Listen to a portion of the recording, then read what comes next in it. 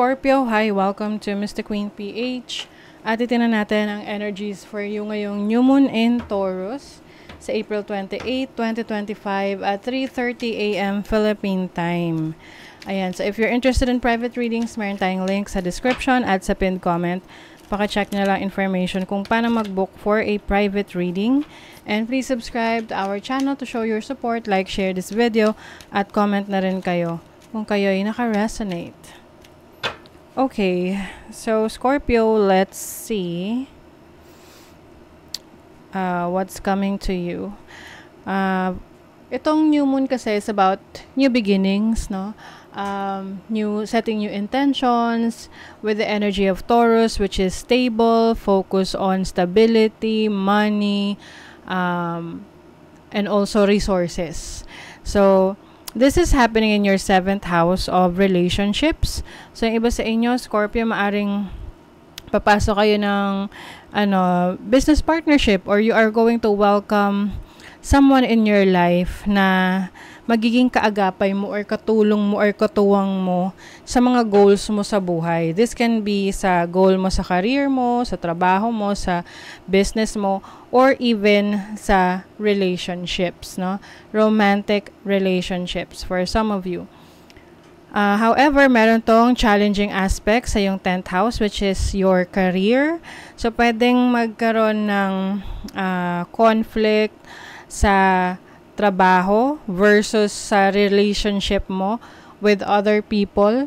Let's say, meron kang mga kailangang obligasyon, no, sa partner mo, sa iyong family or someone who is close to you na hindi mo maibigay dahil sa expectations or pressure na meron ka sa trabaho. So, kailangan lang balance mo lang yung oras at panahon mo. Kasi yung iba sa inyo mukhang maganda ang nagiging takbo ng work ninyo, or maaring you are setting new intentions, or mas nagiging action-oriented ka, active ka ngayon sa career path mo, na pwedeng magkaroon ng conflict pagdating sa pag-manage mo ng time mo, ng energy mo sa mga importante ring bagay sa buhay mo. Meron rin kasi itong challenging aspect rin sa 4th house mo, which is about your home life, your family life, and even your parents. So, pwede kasing meron kang mga decisions sa buhay mo na hindi sang-ayon ang family mo, or merong conflict within sa bahay. Let's say, meron kang magandang trabahong papasukin pero malayo sa bahay mo, so you need to move to a new place, no? Pwedeng ganon. So, yun yung mga decisions na you have to take around this time, kung paano mo madidiskartehan na mabalanse mo yung oras at panahon mo sa mga iba pang importanteng bagay sa buhay mo. Kasi ngayon sa career, kumbaga parang very pumped up ka, no? You are setting your goals sa trabaho mo, sa career, sa business mo, and gusto mong magpatuloy yung momentum na yon. Oo. Yung iba naman, maaring meron kayong makikilala na bagong romantic partner sa trabaho ninyo. Yung parang may potential na maging romantic connection. Katrabaho mo or pareho kayo ng industriya na pinagtatrabahuhan. Okay, let's see. Ano yung energy nitong 7th house for Scorpio? Oh, the moon. This is emotions. And then the Hierophant. Yeah, yung iba sa inyo, pwedeng papasok kayo sa isang seryosong relationship, seryosong commitment. So, kailangan talaga, andun rin yung focus ninyo. Kailangan talaga, you will show up. You are consistent. Pwede ring magpadalos-dalos, no, sa inyong desisyon, kaya pag-isipang maigi. You may be dealing with a Taurus or a Cancerian. Lalo na kung ito'y pag-aasawa, no? So, syempre, mahirap na magpakasal nang hindi ka sigurado, or parang ano lang, Basta na lang naisip mo. Oo.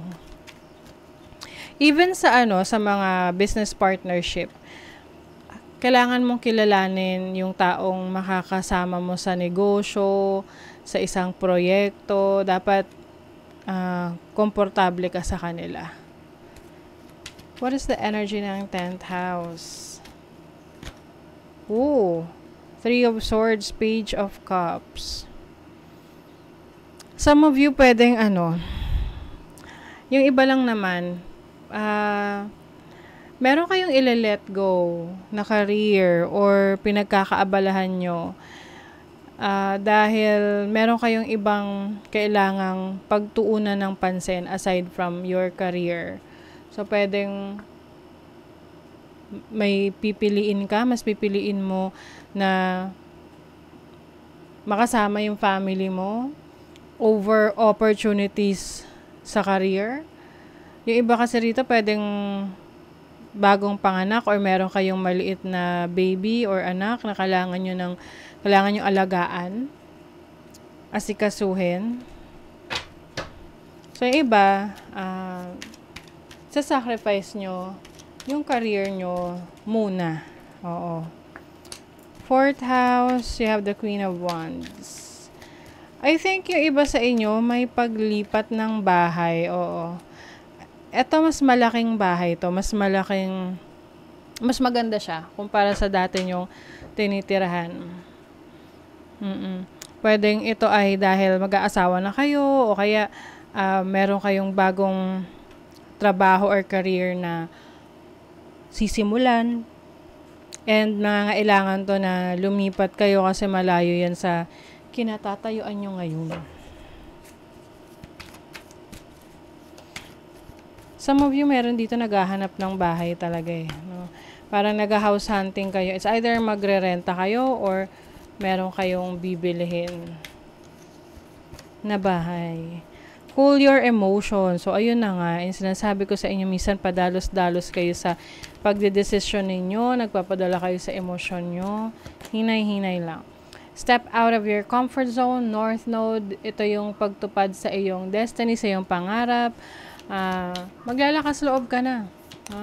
Na-explore yung mga bagay na gusto mo sa buhay. Work through your feelings. Puro sa feelings nyo to, no? Scorpio.